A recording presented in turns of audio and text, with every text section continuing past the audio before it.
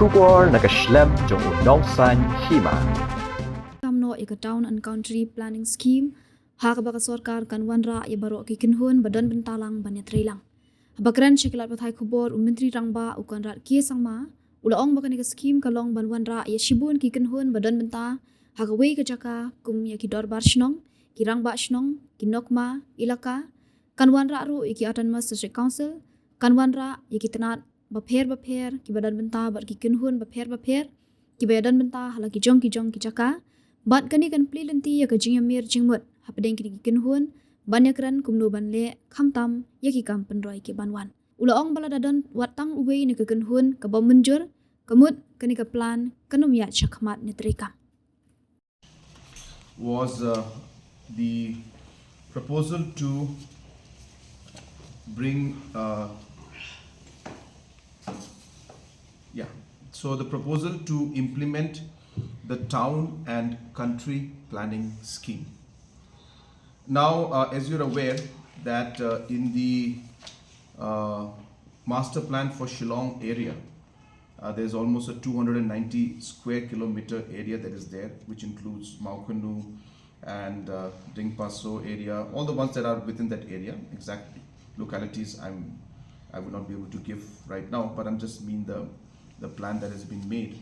So under that plan, there are about 290 square kilometers. Now, what is happening in these areas is that at the local level, at certain department level, at district council level, at the Dorbar Shnong level, individuals are developing the areas as per their own desire and as per their own plans. And so you're seeing somewhere the road is being constructed in a certain manner, certain areas being implemented, only to realize that, it should have been on the other side, and there's a stream out there and there's a forest issue coming up. So the coordination was not taking place for the town and country planning, which means the countryside, which means beyond the municipal areas and beyond the town areas. But because of the urbanization that's taking place now, there is a need to ensure that there is a coordination between the different stakeholders. So in the past, we were not having the coordination between the stakeholders.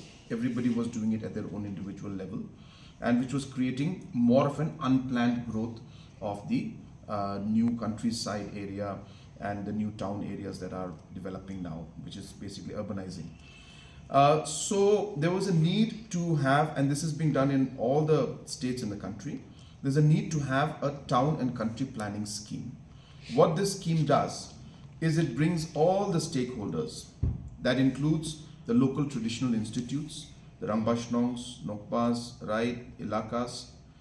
It brings the autonomous district councils, it brings the public on board, and it brings in the different departments that are involved on board, and all the other stakeholders that are involved in those particular areas.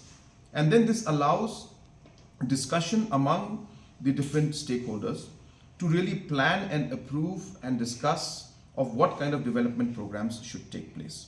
And obviously, even if one stakeholder does not agree to a particular plan, then that plan does not move forward. So this is basically a scheme which is going to allow a platform for a more coordinated effort towards town and country planning. And in no way is this particular scheme going to intervene into any kind of rights of any particular department or the Rangbashnongs or the district councils. It only acts as a platform to allow the different stakeholders to come together.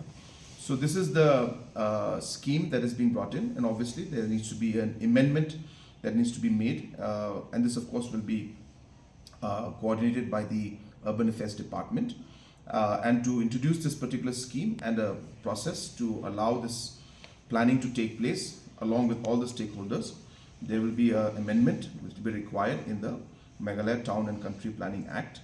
An ordinance is being brought in to allow this scheme to be introduced, to allow coordination for planning in the town and countryside planning, which this scheme will do. So this was the necessary amendments to introduce the name of this scheme and the provision of this scheme. The amendments in the Meghalaya building bylaws also will be done. So that was one important decision today.